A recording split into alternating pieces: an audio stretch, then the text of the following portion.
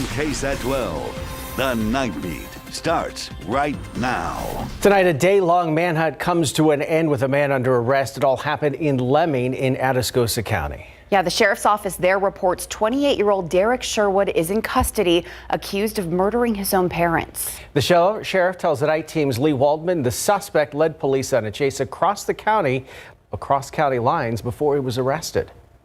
We got a call from a family member that said he found his parents shot and they were killed. A heartbreaking scene here on Marvias Drive after a couple was found murdered in their own home Sunday morning. Atascosa County Sheriff David Soward says a tip led his deputies to the suspect, Derek Sherwood, shortly after the gruesome discovery of who we now know are his parents. Sure enough, they spotted the suspect's vehicle, attempted to make contact with the suspect. He fled in the vehicle, so they pursued him.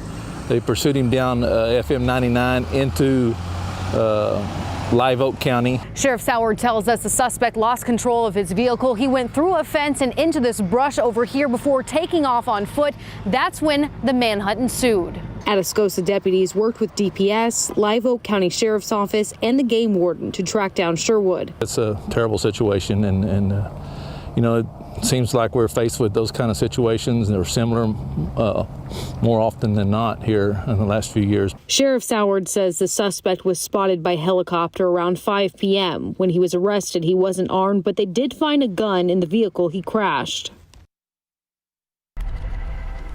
The suspect, Sherwood, is expected to be charged with homicide for those murders tomorrow. The sheriff says as of right now, they're not releasing the names of those victims here at their home. Investigators wrapped up around 8 p.m. Right now, a motive is still unknown.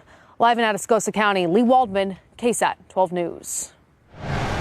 Thank you, Lee. A developing story. Well, if you've been outside in the last few hours, you've definitely felt a chill in the air and a drop in temperatures. Yeah, things only expected to get more cold and wet as rain chances are expected throughout most of the week. Let's head over to meteorologist Mia Montgomery with what you can expect in your morning commute. Mia?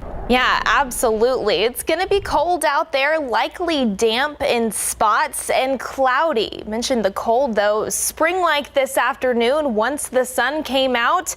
Upper 70s. But now that a cold front has been pushing through south central Texas, temperatures are already falling. Tomorrow, 4 p.m., we've got a forecast temperature of 37 degrees, so about 40 degrees colder than where we were earlier today. You can see those temperatures already are dropping. We're in the 40s and 50s here this hour. Along with that cold and cloudy start to the work week, we have additional rain chances Monday, Tuesday, and even higher on Wednesday. But at times, as early as tomorrow, especially northwest of San Antonio across portions of the hill country, we could find some of that cold rain transition to some light freezing rain. So we'll get you a look at the futurecast, when we're expecting that, where we're expecting that, and also a look at some of those winter alerts that have been issued for our area in just a few, guys. All right, thank you, Mia.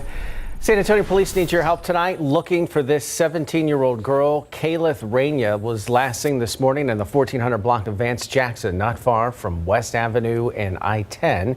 She is described as 5 feet 4 inches tall with dyed red hair and brown eyes. Anyone with information on her whereabouts asked to call the SAPD Missing Persons Unit. Their number 210-207-7660.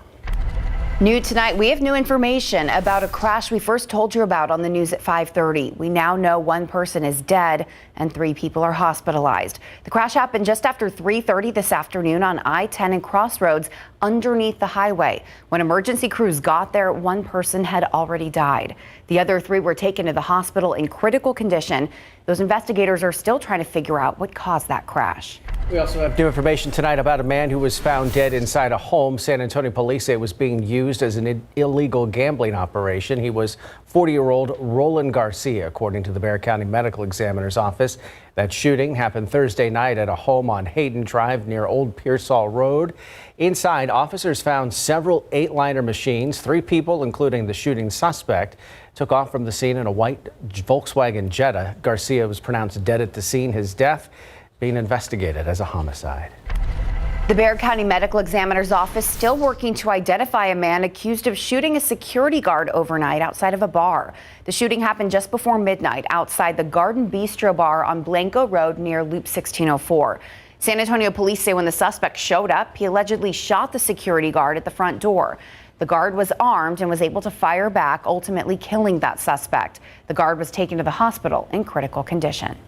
A shooting at an apartment complex not far from Texas State University in San Marcos is under investigation. According to the San Marcos police chief, it happened just after midnight at the Retreat Apartments on Craddock Avenue near Moore Street. 2 people were shot. The chief says that shooting started during a fight at a party. So far, no arrests have been made. To Memphis now, in the aftermath of the brutal beating of Tyre Nichols. More protests across the country tonight following the release of police body cam video. The Memphis Police Department permanently disbanding its Scorpion unit. Several members of that unit allegedly were involved in Nichols' death. ABC's Andrew Dimbert tells us about the growing calls for police reform there.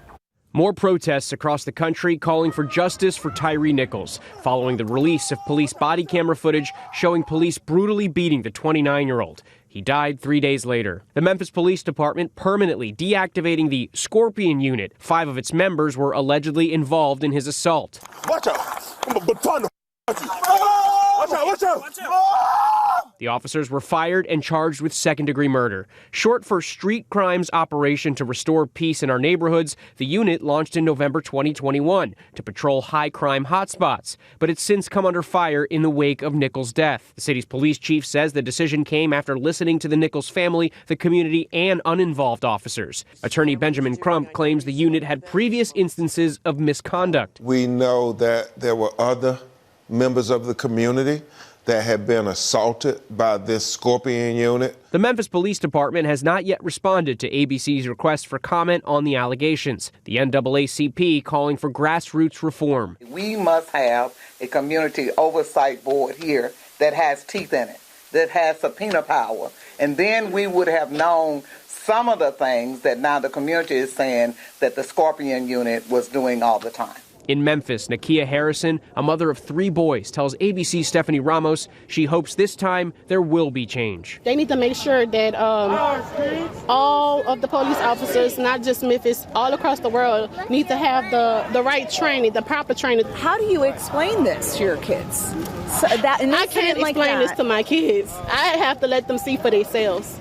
I mean, it's no words that a mother could say. Senator Dick Durbin now pushing for a federal bill reforming policing to be revisited. It previously stalled in the Senate. Andrew Dimbert, ABC News, New York. Research on vaccines for Ebola, COVID-19, and other pathogens are crucial for our health and safety, but they're for future use and usually don't make money immediately. So big pharmaceutical companies may not pick up the vaccines and therapies, so funding needs to come from somewhere else. I got to visit the Texas Biomedical Research Institute to learn more about crucial government funding called BARDA. Right here in San Antonio, scientists are working in these labs at Texas Biomed to try to curb future pandemics like COVID, Ebola, or Zika. The research is crucial, but it's pricey and may not be used for years, so funding is tricky. That's where BARDA comes in. The Biomedical Advanced Research and Development Authority was established essentially as an emergency response arm in the Department of Health and Human Services. Texas Biomedical Research Institute Vice President Corey Hallam says the government funding called BARDA focuses on the discovery of therapies, vaccines, drugs, and diagnostics in preparation of disease outbreaks. An easy example, the COVID-19 vaccine's mRNA technology, which has been around for decades, just never had financial support to go commercial. Which has since become a platform that has tons of opportunities. They're looking at that as a platform to go after multiple different viruses. Texas Biomed also worked on an Ebola vaccine that was just deployed to Uganda, where there was a massive outbreak. And in fact, going back to 2014, even deployments then on some of the Ebola work we were doing. Proving the importance of continued funding from agencies like BARDA. The emergence of a new disease or a new pathogen in the world is not only increasing in probability on an annual basis as we encroach and grow in population and move into new areas, but the ability for that, even asymptomatically, to move anywhere in the world is essentially one airplane ride away. Hallam says proactively looking forward will not only save countless lives, but also prevent entire economies from collapsing. Now, there is always the chance that government funding for BARDA drops, but Hallam says given the public understanding of what a pandemic can do, it's likely that the important funding will continue long into the future. Still ahead of the Nightbeat, the season might be over for the Buffalo Bills, but for Damar Hamlin, it's just getting started. Why he says that cardiac arrest he suffered from is giving him more opportunities in the future. Plus, the Uvalde Coyotes football coach is being recognized for not only his work on the field, but also behind the scenes for his team. What winning Coach of the Year would mean to Coach Miller. Getting caught in the middle of a tornado would be terrifying. So imagine that, but also being stuck in your vehicle with your daughter and grandchild. A woman who survived that sharing her story to educate others.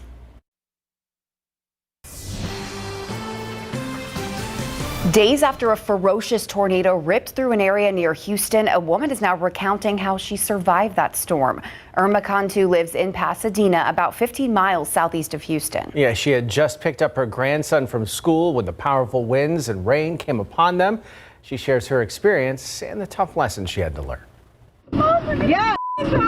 This dash cam video is from Irma Cantu's Land Cruiser on Tuesday afternoon. She and her daughter had just picked up Irma's 18-year-old grandson from campus. They were trying to leave as the storm got worse. I looked around. There was nowhere that we could go. So I just put the car in park. I put my emergency brake on. Wow. Wow. I could feel objects hitting my car repeatedly. It was terrifying. Each time Irma says the word wow, she says objects are hitting her SUV. It was a very scary experience. The other voice you hear in the video is that of Irma's daughter. As the tornado gets closer, she begins to pray. Irma, however, appears to stay calm. I guess you're either going to panic or you're not. No matter what happened, I knew that we would be okay, regardless of what did happen. And in the end, everyone was okay. Not so much for the vehicle, though. You can see the damage the tornado did to that Land Cruiser. Your car is so bad, Mom. When asked if there was anything she would do differently if she ever finds herself in a tornado again, here's what she said. When I see that there's going to be those warnings, I'm sure going to advise my daughter not to send her son to school. I would not have left the house. Good advice. The National Weather Service confirmed the tornado was an EF3 and traveled 18 miles with speeds of 140 miles per hour. That was, of course, earlier this week. We've got more weather moving in tonight.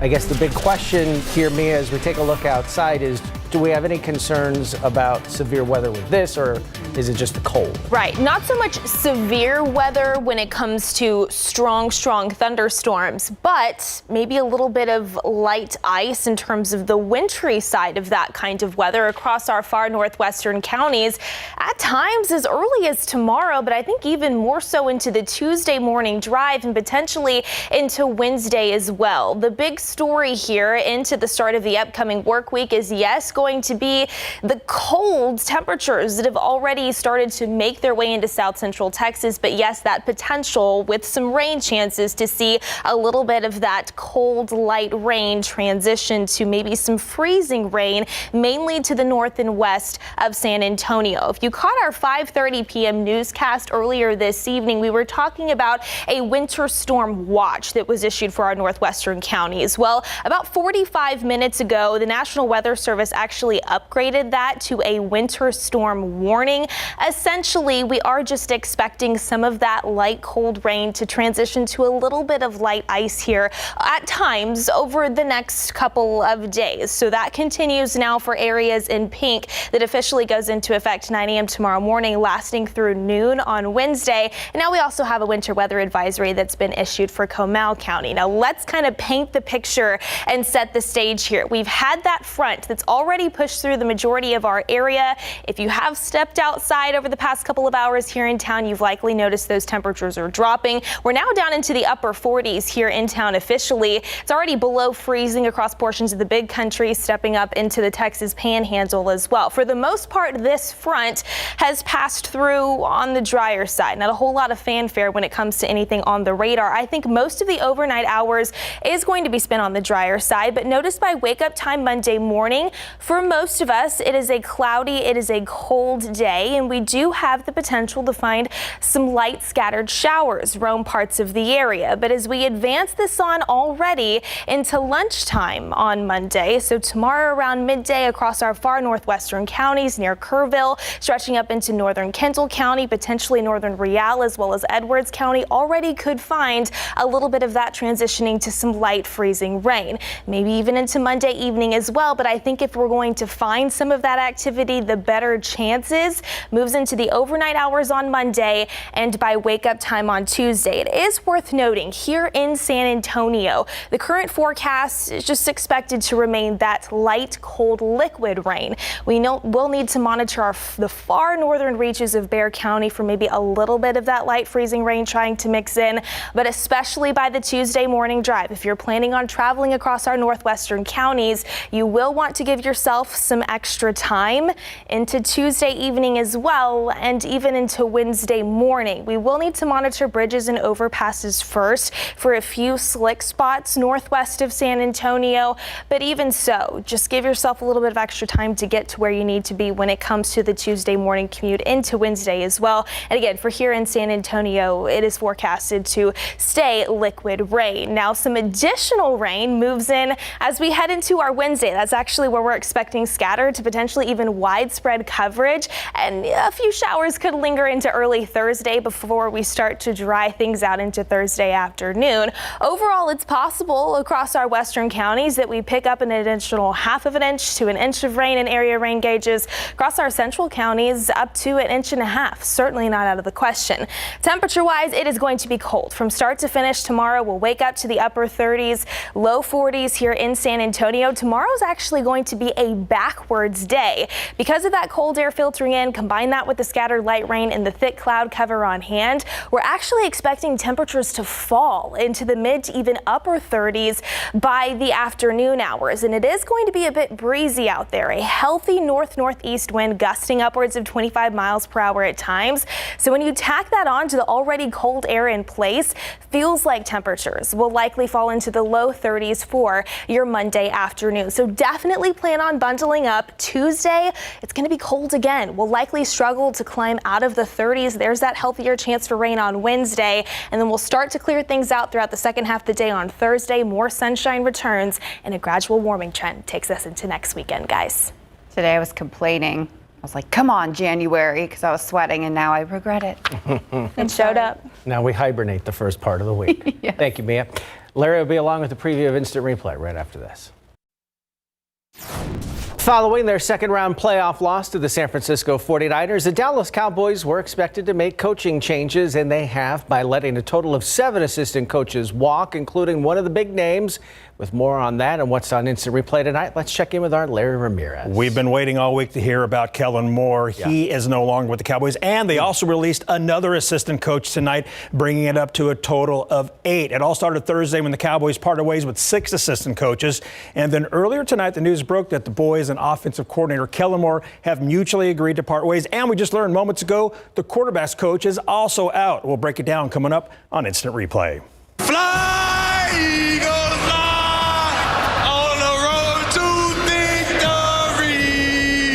It's a good thing Eagles starting quarterback Jalen Hurts plays better than he sings. He didn't have to do all that much on the field tonight thanks to the Eagles defense knocking Niners quarterback Brock Purdy out of the game for the first half and a potent running attack. From the pocket, on the run to the end zone. It's caught! While the NFC Championship wasn't close, the AFC Championship between the Bengals and Chiefs went down to the final seconds, and Arrowhead is no longer known as Burrowhead, as one of his Joe Burrow's teammates coined. I'm excited, to end this layoff. It's been a 4 years since I last fought. It's been the longest layoff. San Antonio boxing great Mario Barrios is getting ready to fight for the first time in the new year, and it's going down right here in San Antonio. It's always a thrill for him to fight in front of his family and friends in the 210. Uvalde head football coach Wade Miller is up for a very cool honor. UTSA women's basketball team earned a tough road win, and now that Kellen Moore is out, are you cool with head coach Mike McCarthy calling the plays, or should they hire a new OC? That's our Instant Replay web poll question, and you can vote on Twitter. That and much more coming up on Instant Replay. No thoughts on that, but definitely pulling for the Chiefs so we don't have to hear Jalen Hurts ever sing again. That was terrible. It wasn't very And you good. let it go under the bed there. Awful. You know, I wanted to make you laugh. Thanks, Larry. We'll see you again in just a bit. The impact of inflation is like a never-ending cycle, and this time we're talking about gas prices. Again, what's fueling the spike in prices this time? And Damar Hamlin sharing his experience after suffering that cardiac arrest nearly 4 weeks ago. Why he hopes his story will serve as an inspiration to others. And the Uvalde High School football team ended their season strong, and the players say their coach is to thank for that. See who else is choosing to recognize the coach for his hard work on and off the field.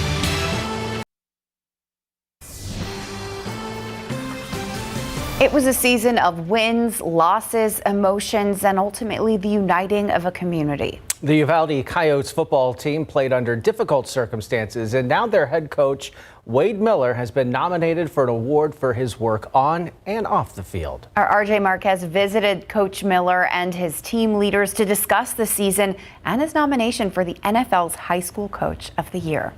And I was shocked. I mean, to me, this is just what I'm supposed to do. Wade Miller has been a Texas high school coach for nearly 30 years, but nothing could have prepared him for last season. For these guys to accomplish the goals that we had set last offseason and then to do it the right way through a tough situation, I'm proud of them. The Uvalde Coyotes dedicated their season to the Robb Elementary victims, taking the field not only for themselves, but for a willing community. And for them to go out there and play with such effort and really sometimes even above their abilities was special. In the wake of the Robb Elementary School shooting, Coach Miller helped unite this Uvalde team, leading them to 5 regular season wins and a playoff appearance. Miller's leadership helped get the team through an emotional season. He's always there for us, and ever since that tragedy, you know, he's showed us nothing but love and support. I think Coach Miller was the right guy. I think it was a blessing for him to come here. I don't think anybody else would have been handling the pressure like he did. The Houston Texans nominated Miller for the Don Shula NFL High School Coach of the Year award, which represents the best in coaching at the high school level. He's really changed his program around, and he's just been there for us from the beginning, from this tragedy to the end till now. We had trusted him, you know, like that he was going to be there if we ever needed him. Miller is overwhelmed with the nomination, but says it's all about his players, coaches, and the community coming together. The most rewarding part of all this is for these guys to see them enjoy their season and to see them uplift their community. Reporting in Uvalde, RJ Marquez, KSAT 12 News.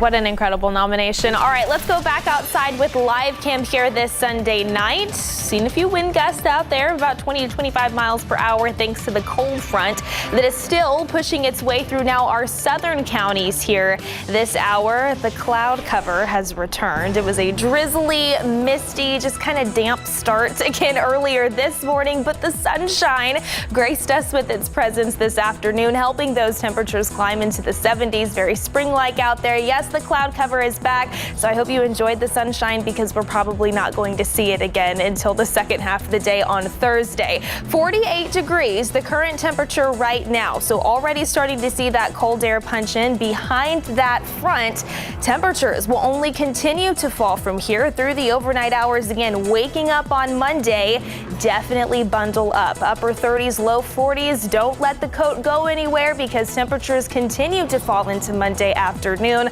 along with a chance for a few light showers here in San Antonio. We'll take another look at those rain chances over the next few days and really detail those cold temperatures for the first half of this week coming up in just a few. Courtney. Thank you, Mia. Well, the man who stopped the gunman in the Monterey Park shooting in California has now received a high honor, the Medal of Courage. Brandon Say was given the honor today by the city of Alhambra. Say confronted the gunman who opened fire at a dance studio. 11 people died, nearly a dozen others were hurt.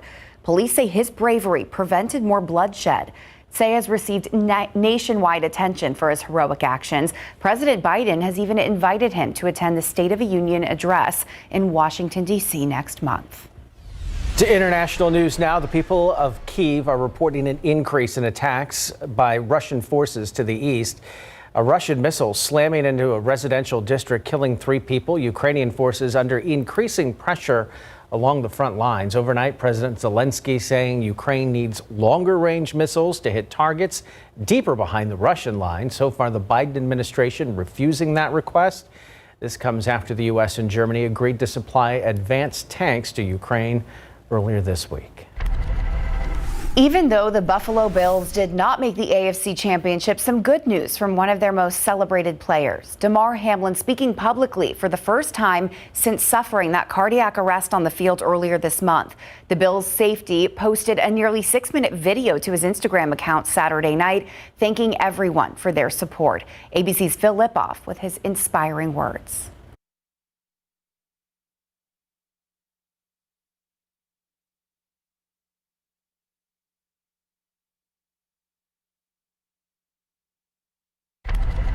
Unfortunately, we can't hear those words. We're having difficulty with that story. We'll try to get that if we can.